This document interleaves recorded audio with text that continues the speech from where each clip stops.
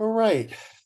Good afternoon, and thank you for joining this, the first in a series of webinars we'll be doing between TENS, the Episcopal Network for Stewardship, and the Diocese of Central New York. We're going to be having several sessions throughout the summer where we talk about topics related to our generosity and abundance, helping our congregations increase their capacity to do fundraising and also to grow their networks. Today's material is going to be about attracting and retaining younger members, those elusive millennials and Gen Z that we want to make certain that they know that the Episcopal Church is a home for them as well, and some things that we can do to make sure that our churches are ready for them. So with that, let's talk about our learning objectives. We're going to be talking today about different approaches for different generations. Not everybody sees church and institutional fundraising the same way. And while we're going to be looking at some very broad, sweeping statements about our generations, there are some things that we can learn, some things that they have in common, and some approaches to how they see church funding. And we'll see what we can glean from that together. And then we're going to slip into what we need to know about younger generations and church, how they are attracted, and then we're going to learn how we can retain them once they do find us. And so attracting and retaining are the two big pieces of this. Why is this a stewardship topic? Well, we need to be thinking about the future. And as Whitney Houston tells us, we know that children are our future, the young people, the next generations. They need to understand and become lifelong disciples and givers and be in relationship with us. So let's talk about how we can attract them and keep them in. First, I want to talk about the fact that I'm going to very quickly go over the 5 generations that we have active in our congregations right now. Active, volunteering, giving, showing up. And this is a really big deal to us right now because in terms of modern medicine and the life that we live in, we have more generations active and involved in church at one time than we've ever had before since we've been recording these statistics. 5 generations and a 6th on the way who are all in church and able to make beautiful gifts. So let's celebrate that and look a little bit about how these different generations through their own life experience and the times that they've come through, experience church and fundraising, particularly in church. When we think about our mature folks, the matures as we call them, these are the greatest generation, sometimes called the silent generation, sometimes called our early boomers. So these folks born before 1945, many of them are loyal donors to your church. While some of them have stopped giving or slowed down their giving as they've moved into retirement assets, they are still the bedrock of many of our stewardship campaigns, giving faithfully and volunteering. They're showing up. They know how church needs their bodies and their minds as well as their checkbooks to operate, and they've grown up with this, and they are there when the doors are open to help volunteer. There's going to be a relationship, and we're going to talk about it consistently this afternoon, between fundraising and volunteering and church membership and how those all relate to each other. That's why I highlight these 2 statistics in each generation. Our mature folks trust institution by and large. These are sweeping generalized statements. I understand that doesn't apply to everyone in the same way, but in general, this generation will give to church because church asks them to. They trust that the institution that's been there for them will continue to be there for their great-grandchildren and their grandchildren. And so trusting the institution and participating in building the institution of church is very important to them. Of course, pastoral care. Not only are they needing pastoral care as they move through many transitions at this stage in their life, but they also have tremendous experience giving pastoral care. They carry great wisdom and love. And if you ever sit down next to them and they are curious about your life story, they have stories to tell, and they will engage with you. This pastoral care that this generation brings is a really beautiful gift and another way that we can be looking at this generation in terms of their relationship with church. They might be making annual gifts, or they might have really slowed down as they move into retirement assets. They're likely able to give to capital campaigns because they're giving from their assets, which is how most capital gifts are raised. And they care about the institution greatly. So capital campaigns, definitely put these folks on your list. And if you haven't asked this generation to make a planned gift, do so. Please make certain that they are on your list. Be talking to them about how they can ensure that the church is there for them. I got a phone call the other day from someone in the Diocese of California, which is where I serve as canon for planned giving and stewardship. And a very practical woman said, "I'd like to make my planned gift while I'm on this side of the ground. Thank you." And she was just right into it. Here's what I want to do for my church. And so let's acknowledge that as folks approach the end of their lives, these conversations about mortality and where their stuff is going and how they want to care for the world that they leave behind is of really pressing concern. And these are beautiful, faithful pastoral conversations to have. Our boomers, they are born between 46 and 64. Fewer of them donate to church or volunteer with church than their parents' generation, but they are still alive and well and giving and active. Many of them are just moving into retirement assets or have moved into retirement assets. So they're probably out of the work stream, but they are still very much in control of their finances and able to make beautiful gifts to your church. They would like to know a little bit more usually about the books before they make a decision.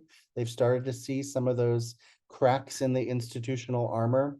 And so they have some questions to ask. They might want to serve on your finance committee or have some detailed questions about your budget. Where's your money going? Be prepared with answers because we want to make certain that these folks have what they need to be able to make their best gift. They are ready to make annual gifts. They are ready to make capital gifts because they have plenty of appreciated assets to share with the church. And they should absolutely be on your list for making and thinking about planned gifts.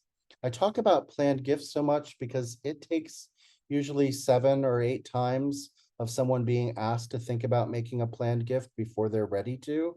It's a big decision, and it's usually a big part of life. So the more we plant this seed, the more opportunities we have to get them to think about what they might leave the church and how that might impact the generations that come. As we move into our Gen X folks, my generation of folks born between 65 and 76, we're seeing a little uptick in how many of them are donors and right steady with how many of them are volunteers, how many of us are volunteers. So we're at the highest earning part of our careers, most likely. We're just becoming empty nesters, perhaps, or are paying those last semesters of college tuition for our kids, maybe setting our sights on our grandkids. So we're very interested. We have assets to share. We have income to share, and we're likely making our best annual gifts to the church right now. So think about that as you think about how to plan. They might not be ready for a planned gift. Mortality seems somehow close, but still far away. And so maybe planned giving is just at the very beginning of the conversations. Annual giving, they might still need some of those appreciated assets that they have. So they're not ready yet to share them, but they might have some stock options or some appreciated stock that they're willing to share with the church. So capital campaigns, definitely where this generation can be useful. They are not trusting of institution. They've seen, some of the scandals in government and in corporate and in church world. And so they have a lot of questions to ask. They're also sitting on the precipice of an enormous inheritance from their boomer parents and grandparents.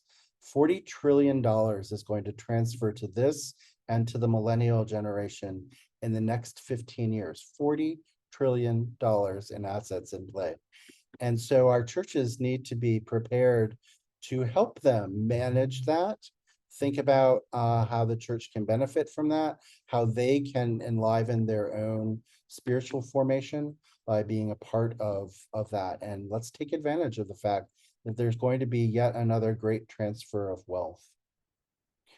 Tim asks, I've heard that matures and boomers are highly interested in legacy. So that's why we're talking about planned giving with our matures and our boomer folks. That's another word for legacy society or estate gifts, things like that. So legacy is very important. How will you leave the church to the next generation? What lessons do you want to pass on? What do you want people to remember about you? And also, how can you continue ensuring that your ideas are represented through the gifts that you make, through the direction that you make, through the will that you have? So bequests and annuities.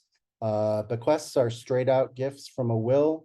Annuities allow people to put appreciated assets into an income stream where they get a lifetime income and then the church gets a gift when they pass away.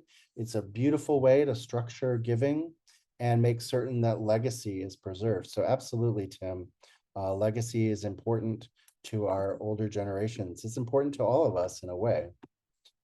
So if your congregation doesn't have a legacy society or a planned giving program, talk to me, talk to the Episcopal Church Foundation. They're the true experts in legacy societies and planned giving, and they will help you set it up in your congregation and make certain that you have the tools that you need to get rolling. Now let's talk about, while we're all here, our millennials and then our Gen Z folks as we move into talking about these generations. So our millennials, very generous. They are generous with their time and with their money. They're likely making they're starting to get to that place in their careers where they're earning incomes that allow them to pay off debt and put something aside. So this is really important for this generation and this time. They are now having kids. Some of their kids are in high school already or starting to think about college. And so this generation is right in family time and making great contributions in time and talent and treasure to your congregations. So notice this, that 65% of this generation volunteers in church. 65% of folks who go to church from this generation also volunteer. This is the high number.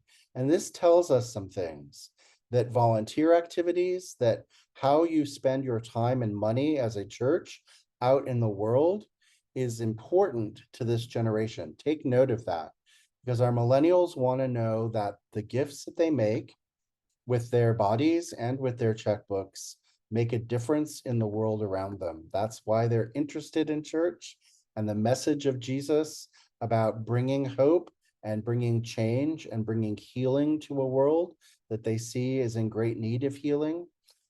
So follow that lead. Give them the opportunity to make a difference in their community. This group is the largest online donor group. So they know online gifts. They use online financial transactions all the time. They're very comfortable with it. And 89% of this generation are already donating to other nonprofits. So this says that while they might also be dealing with student loan debt or other debt, they're also making gifts to nonprofits. They see this as a part of the beginning of their legacy as well. That word coming into play again. Our Gen Z folks, I love how generous this generation is.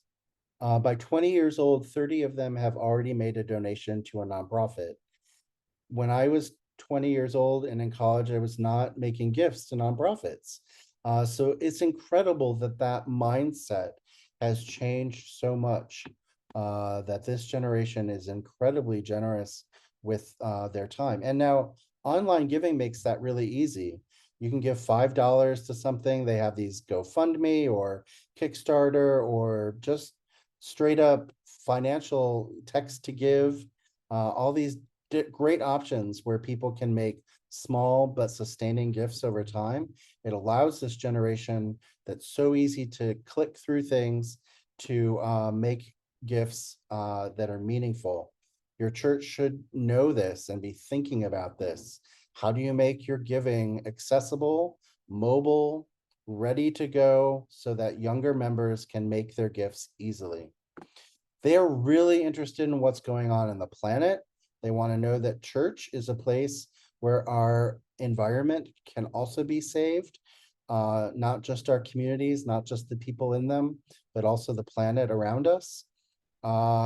They really want to know that their gifts are making a difference. They will ask you, where's my money going? Before they make a decision to give. They will also, and we're going to talk about this later as we talk about volunteerism more, they will also give their time before they give their money. They want to know that you want all of them. Holistic stewardship is a really big part of this generation. They want, because they might not have a lot of money yet to share, they want to know that you want all of who they are and that you can use all of their gifts, their ideas, their energy, their great wisdom, their spontaneity, their entrepreneurial spirit, their spirit of disruption. These are important gifts. So as we move into how do we attract and retain our youngest members, let's keep this in mind. Millennials are the most churched group in the United States. This is a big deal to say because 10 years ago, this was not the case. 10 years ago, this generation defined none, N-O-N-E, when asked what your religious affiliation is. Today, they are the most churched group in the United States. 10 years. That's a huge change. What changed? They started having kids. They started coming back to church. Maybe their parents didn't bring them to church, but their grandparents did. And so finding ways to re-engage, really important. So Tim, you're absolutely right. As we think about our young generations coming into church, they don't want to know that it's going to salaries and keeping the lights on. They want to know that ministry is where our dollars are spent. It's up to us to tell the story of our budgets in ways that it reflects ministry rather than line items. Earlier generations look at a line item budget and say, great, we're solvent, we love this, we're prudent, we like those things in church. Younger members see a budget and they say, why are you spending all of this money on light bulbs and paper clips and insurance and utilities? We should be out there doing things with our money. It's our job as church leaders to tell them that money spent on salaries and building and the upkeep of those buildings is ministry because it enables ministry to happen. We're going to talk a little bit later about narrative budgets and how we make certain that our budgets tell the story of ministry, not just line items. Line items, not attractive. Ministry, mission, knowing that your dollars have impact in the community. These are the stories that we need to be telling. And they're there. We're not stretching the truth here. Your dollars go to mission and ministry when you spend them in the church. So let's let our youngest members know that that's how their money is being spent. That's what they care about. So look at this. So today in 2023, I should say, so last year, Giving USA put out this report. 45% of millennials say they go to church every or almost every week. And look at how that falls off with Gen X and boomers. We expected them to be at the top of the list where they've been forever. They're falling behind in church attendance, and millennials are taking their places. Millennials also got really comfortable in the pandemic of attending church online, and they are still attending church online. In 2023, they were still online in church saying, bring it to us. So if you're considering disbanding your AV ministry, not yet. Keep it going because people are finding substance out of it. And this is a really important way to attract a generation that's very comfortable with online relationships and screens. They can feel real things, even connecting through a screen.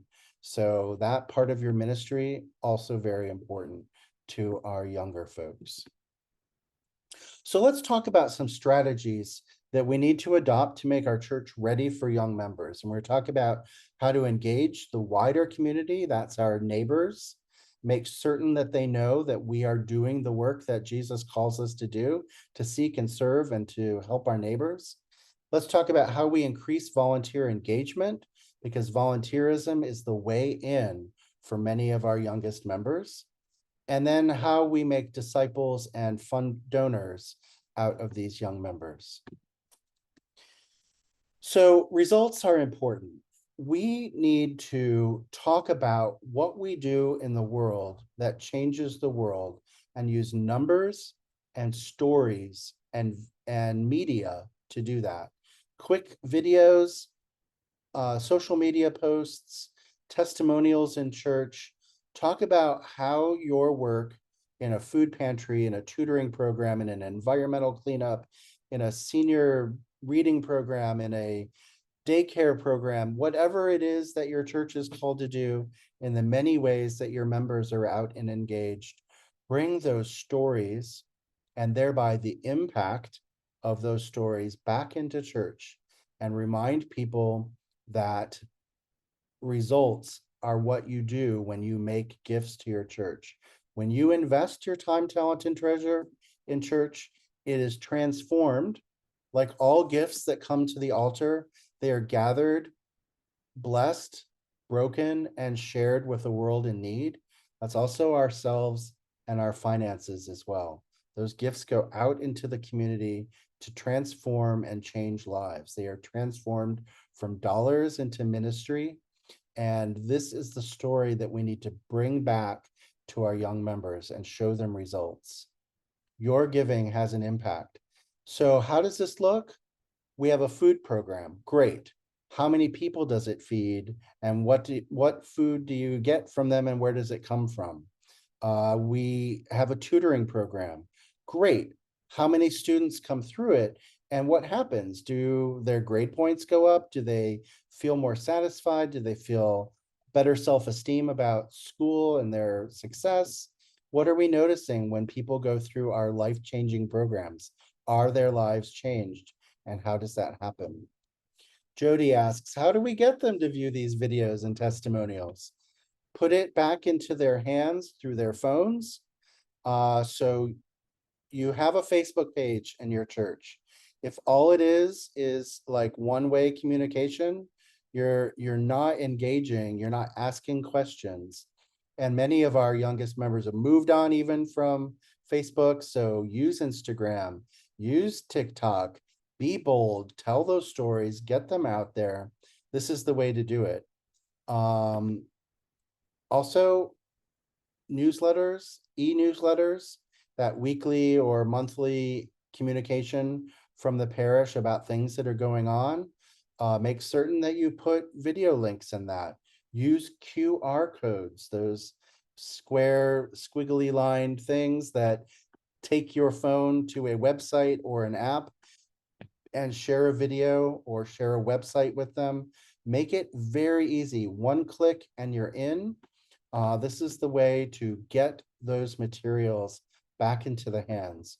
We have to use our phones and realize that church is it's another way to connect. And it's a really important tool because we all have it in our pocket or close to our pocket. Thanks, Jody, for that question. So not only do we have to show impact, but we've got to be honest when they come in and hear the gospel preached. We have to be honest and reflective of the world that they live in. Bronze Age words are important, but they're really important when we bring them alive in modern context and we don't use them to hide truth, but to share truth. make certain that we are engaging topics that are timely, that are important, and relating them to the lessons that Jesus teaches us, that early followers of Jesus learn, that our prophetic tradition brings us through. Bring those stories to life by engaging the world around us honestly. And when I say honestly, we need to be on in the news cycle, hearing what's being said. I find it difficult as a preacher when I write my sermon too early in the week on a Wednesday, for example, and then something terrible happens on Friday and I've got to scrap my sermon and start over because we need to respond to it. But that's what needs to happen. We need to be responsive.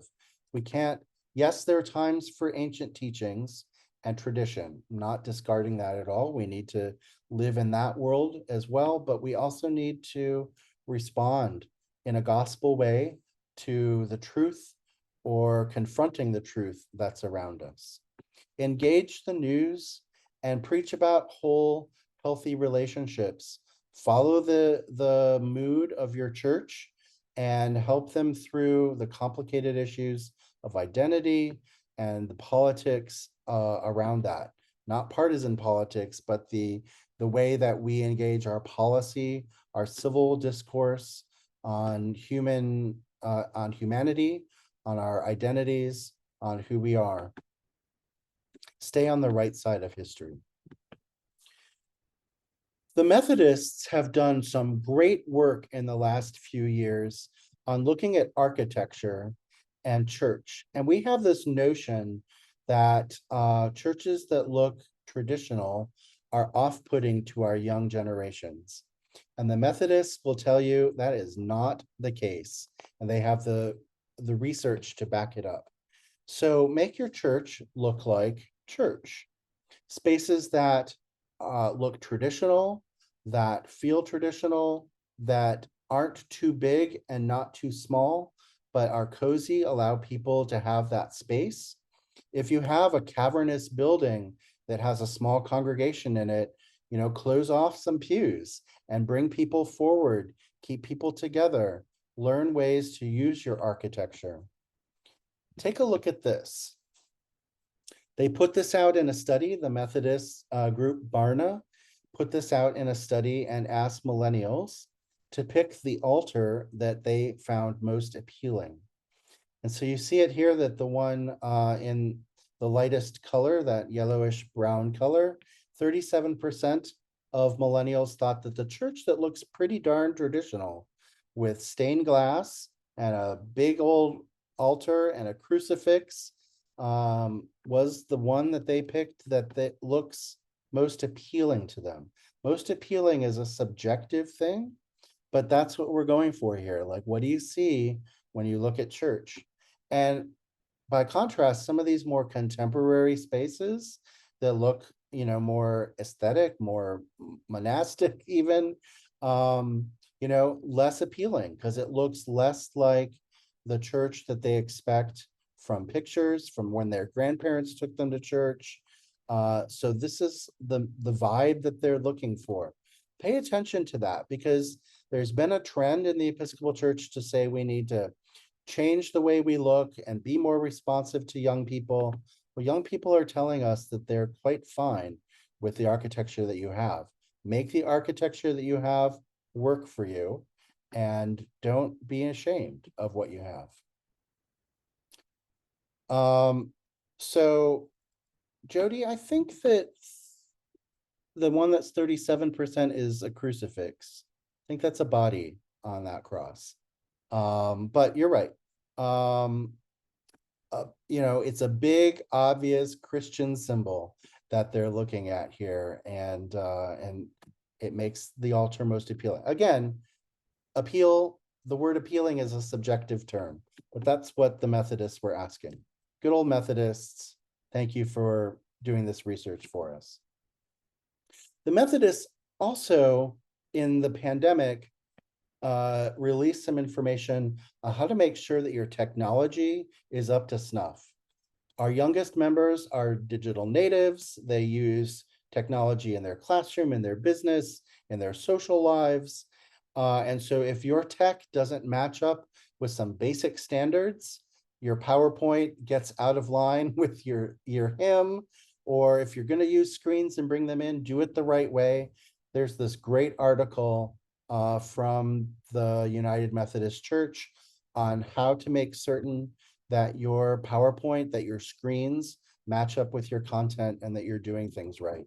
Your tech starts to look wonky and weird, it will turn people off. It'll be a barrier rather than an invitation. So let's not make yet more barriers in church. Let's keep it going. Retention. Now we're moving into how do we retain some of our youngest members.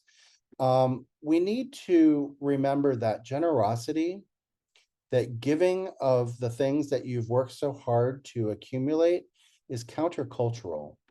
And it's a discipline that we need to teach.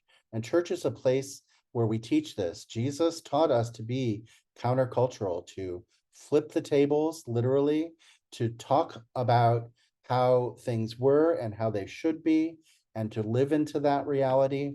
So let's remember that generosity doesn't come naturally to many people. It's something we learn through community. This is really important. It's not a bad thing.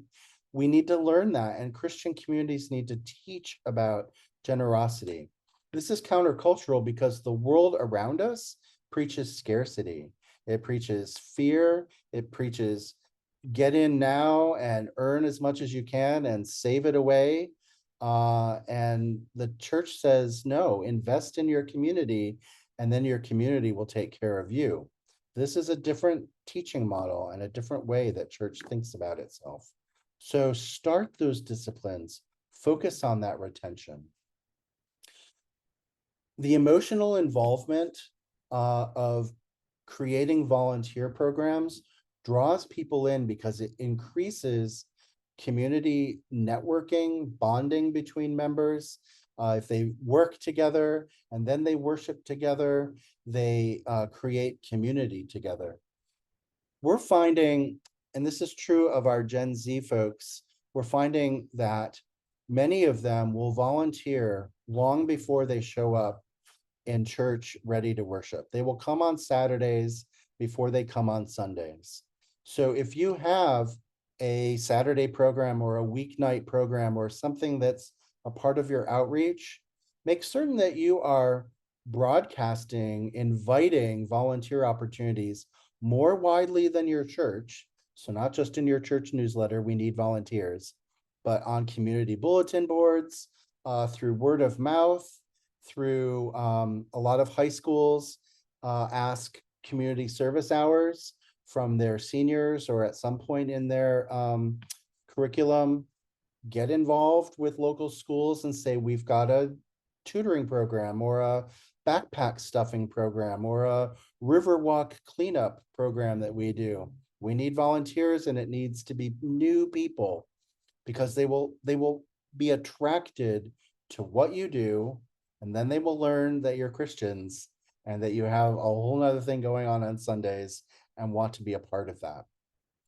This is the #1 recruitment model for young members these days. It's not guilt or duty or your parents bring you to church. It's learning about how the church is changing the world, and therefore I want to be a part of that. And then I'll come to church to find out why this is something that you're doing. This is a beautiful way in and a different way in to church. So this means that churches have to think about creating volunteer opportunities.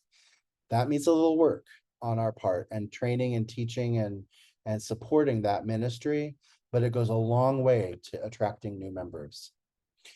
Discipleship is that yet next level. So that's that buying in to becoming from learners to people who then go and teach others. This is the conversion process of becoming someone who loves what the church does to someone who's willing to talk about it in community and teach others about it. We're called to make disciples of the nations. And this is that role of getting people so excited that they can't wait to share what's going on and how they are changing the world. Changing the world is why Jesus came here, to change the model, to attract us to a new heaven and a new earth, and to show us the way. And we're still doing this, and people are still attracted to that message. Make questions normative in your church. A lot of our youngest generations are used to questioning authority and wanting real answers. So make certain that that invitation exists and that there's conversation dialogue happening. It's not a direct teaching model. It's not didactic anymore. It's very much about keeping people in conversation. This translates into how we do formation, and to how we preach, and to how we teach. Make certain that there is back and forth.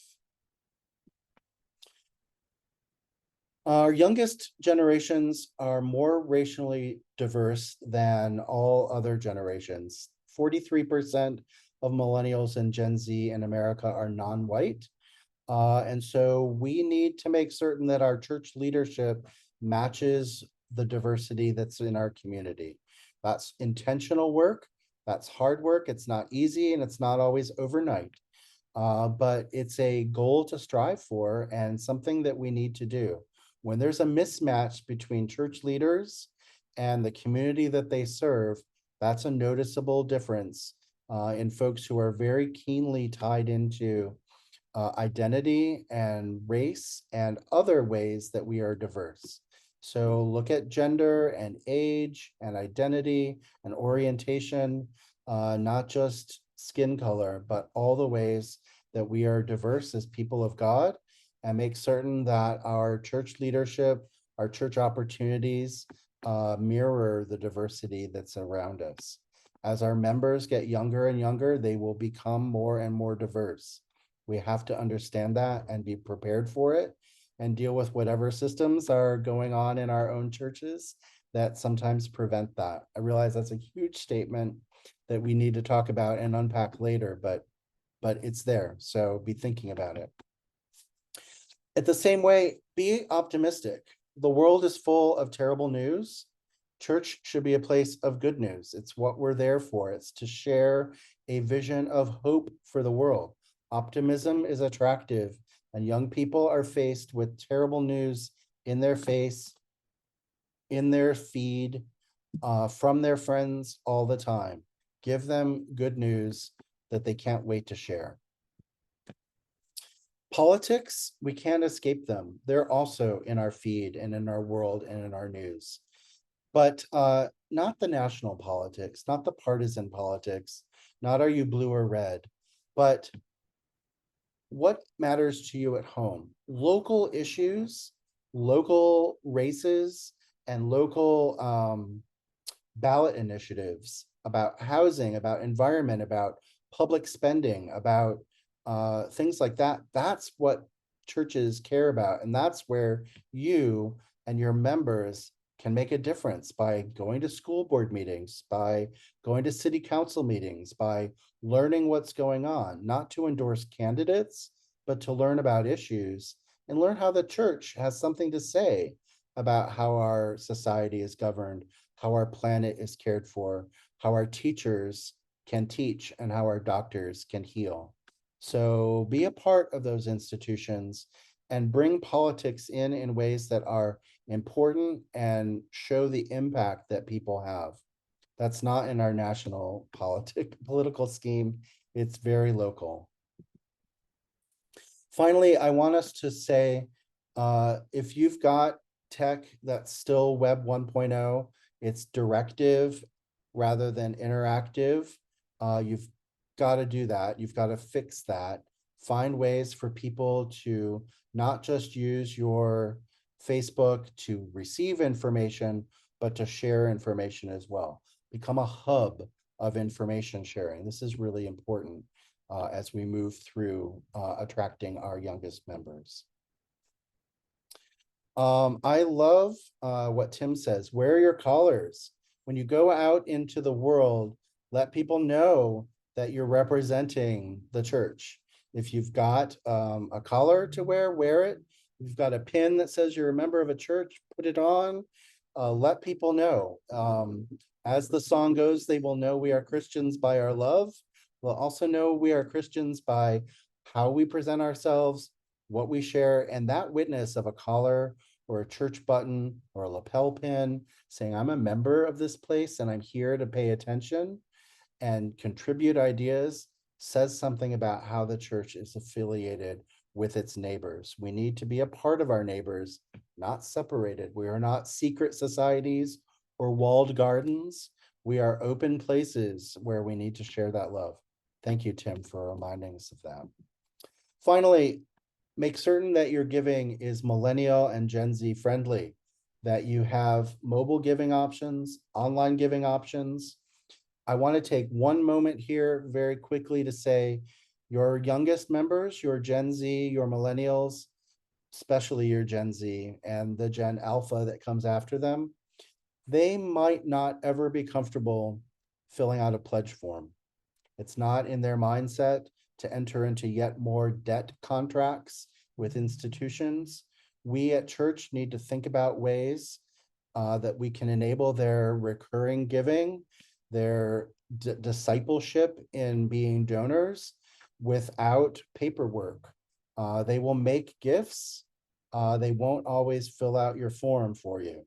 This is going to be big change for our treasurers and our stewardship committees as we move into seeing more and more young members.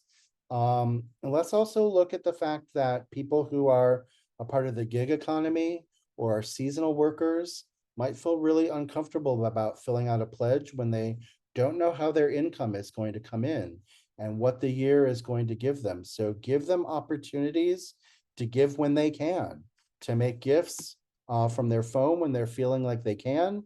Boom, the church got a gift today because that person felt that they could. The church asked, there was a QR code or a text message at the right time and place. So make certain that you are young member friendly and have a diversity to incorporate all of your generations. Make sure you're asking for gifts of stock.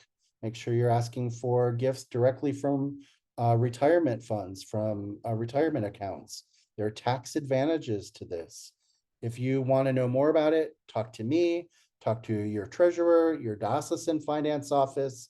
We can tell you all about all the ways that people give to church and what their advantages are for doing that. I realize that I've zoomed quickly through a lot of things here. It's because I know that our time is short, but I want to give you one last piece of information, and that's that TENS is here for you through your stewardship campaign and beyond. We do teaching and training all year round. It's free for you because your diocese is a member. We have a ready-to-go campaign program for your fall stewardship program. It's called Walk in Love this year. So take a look at it, download it, and use the materials and talk to me if you've got any questions. I'm going to take a breath and then ask you what questions you might have about anything we've talked about in recruiting and retaining Gen Z and millennial donors. I'm going to stop sharing my screen and bring us back into our room. Welcome. Nice to see your faces. Any questions about things we've covered today or other things related to fundraising that you wished we'd covered?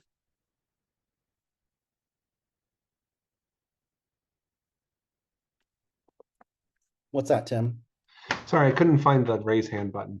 Well, we're a small enough group. One thing just to note is I'm a millennial. I'm an older millennial, and I remember when I was first getting back into church, a lot. My priest asked me, "What do you feel about giving?" And I felt really uncomfortable. But the way that he asked it and the way the conversation went really helped a lot. And it may be good to bring someone out to coffee or sit down with them, get childcare for them, and give them some time and just be like, so just talk to me about like what's giving looking like. Eventually, I don't know if this tracks with everybody, but um, being asked that question is very freeing and can be very freeing and can lower a lot of the anxiety. So being present, and especially if the priest does it too, not always with a collar on, but because of that institutionalization thing. But if the priest is interested in what people are thinking in the pew, that can really do a lot of good for that.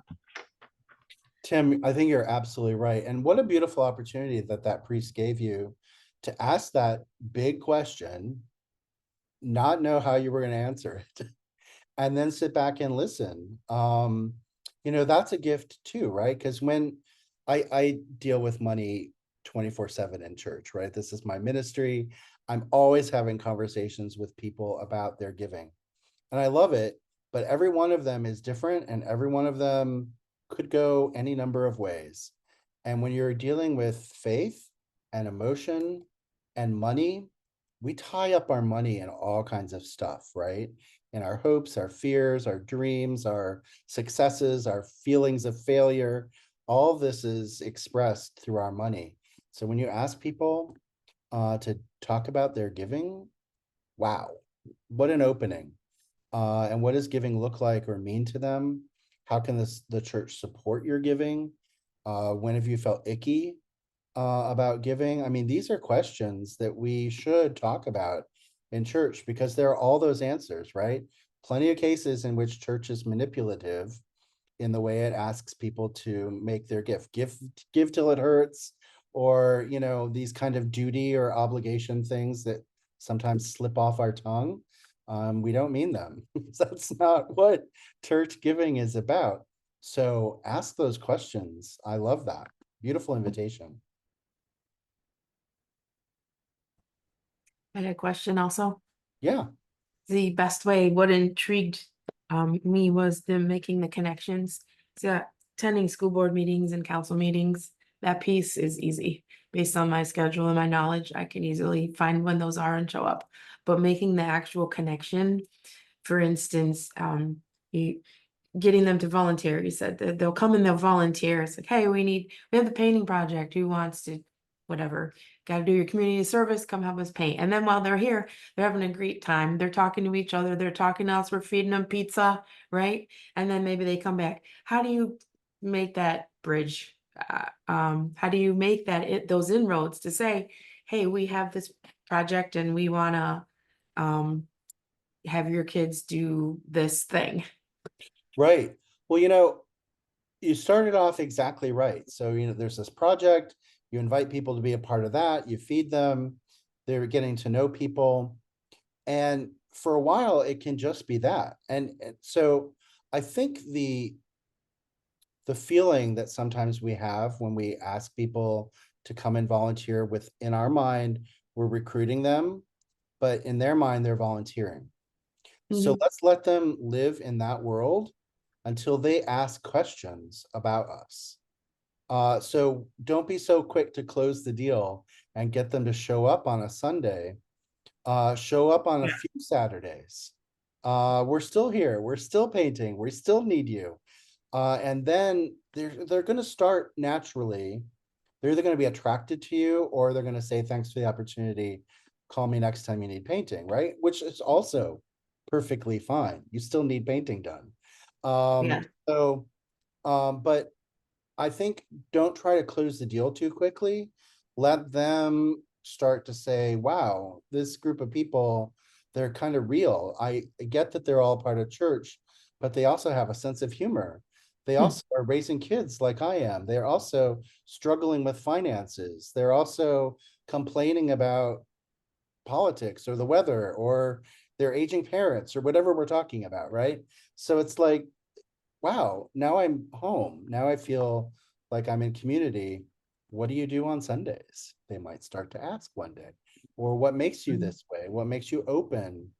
And also they'll be attracted to you not being, we all see that newcomer come in and we're like, "Mm, when are you coming back?" Right? Don't be Yeah. that. Be that person that's like, cool, we love you. Keep coming back and check us out. We'll be here next Saturday, painting a Mhm. fence. Yeah. I love it. But yes, engage. And you're also right. Civic engagement, really important. Get out there, assign people. Also infiltrate your diocese. show up at diocesan events, make certain that the diocese knows that your church is paying attention and wanting to be a part of it. Get on committees and subcommittees and task forces. This is the slow way Adam? of change in the world, but it's changed all. Adam will help me do that. Yes, Adam's got his hand up. Well, just two things I kind of wanted to add to the conversation, and I want to be mindful of everyone's time because I know I don't want to take up too much of your time. But Jody, you brought up a great point about being involved in the community, but also like how do we plug them into like the efforts that we may have? And you brought up this example of painting. One of the things that I found has worked great for us in the past is paying attention to the things that are going on in like the social media atmosphere that your parish is involved in.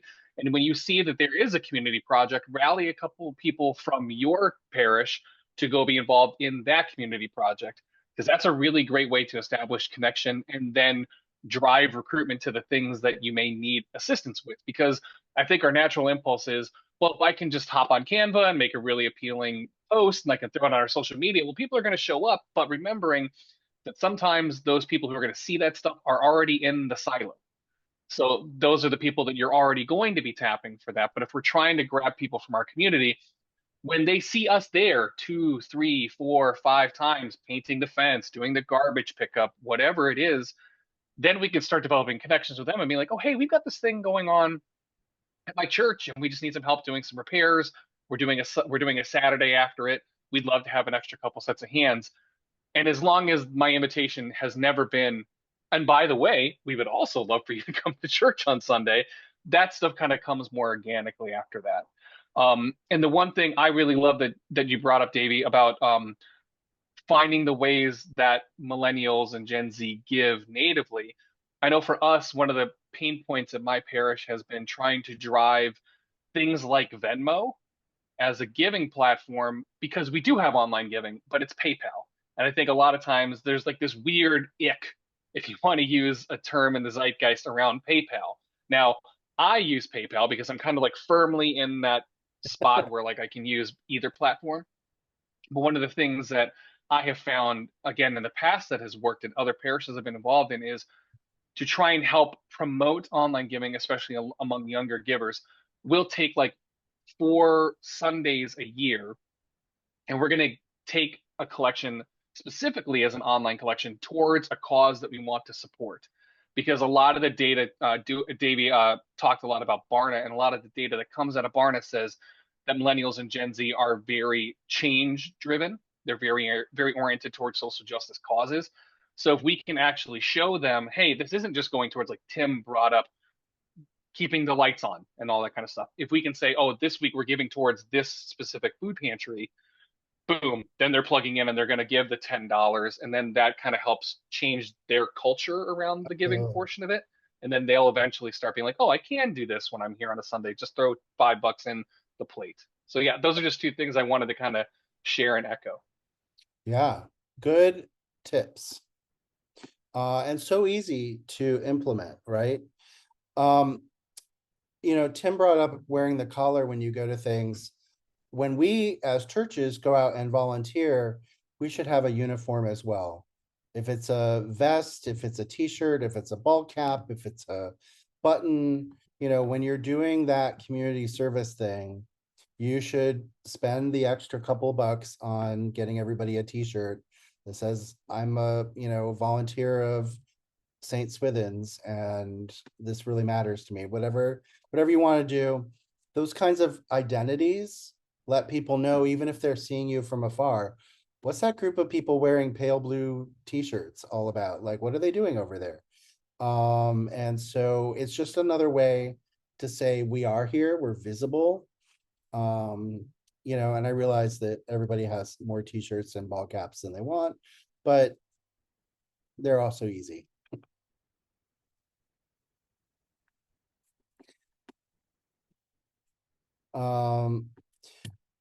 Venmo and Zelle. Venmo has been bought by PayPal, just so you know. And I think Venmo is more and more difficult to get for an institutional account these days than it was back in the day. So because PayPal naturally wants you to use PayPal. Venmo person to person, less person to church, but if you can still get one, or if you have one of those old Venmo accounts, keep it going. People are interested in it. And if PayPal isn't the thing, well, then give them a QR code right to your donation page or some other way, or invest the $5 a month in whatever giving platform you use that allows direct text to give. You can send out a text message, text 4145 with the dollar amount or whatever it is, right? And it goes right to your church, right from somebody's bank account that they've got set up. So Apple Pay or the Android equivalent, use those wallets and let people do it. Tim says my wife got church t-shirt and used fabric markers. Yes, love it. So let people know that you're of the culture of the moment, right? All of our wisdom wasn't written in the Bronze Age. We are still writing our experience and living it.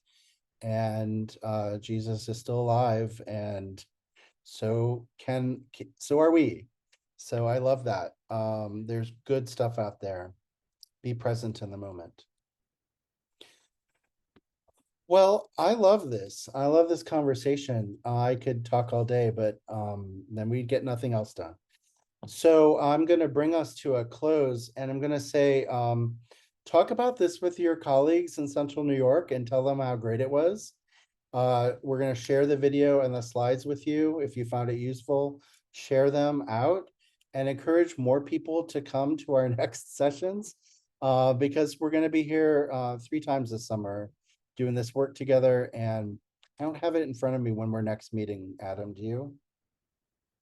Sorry to put you on the spot. No, you're right. Here, give me 1 second. I can grab my calendar, bring it up, and I can tell you exactly when the next one is. Once. I think it's the 31st, isn't it?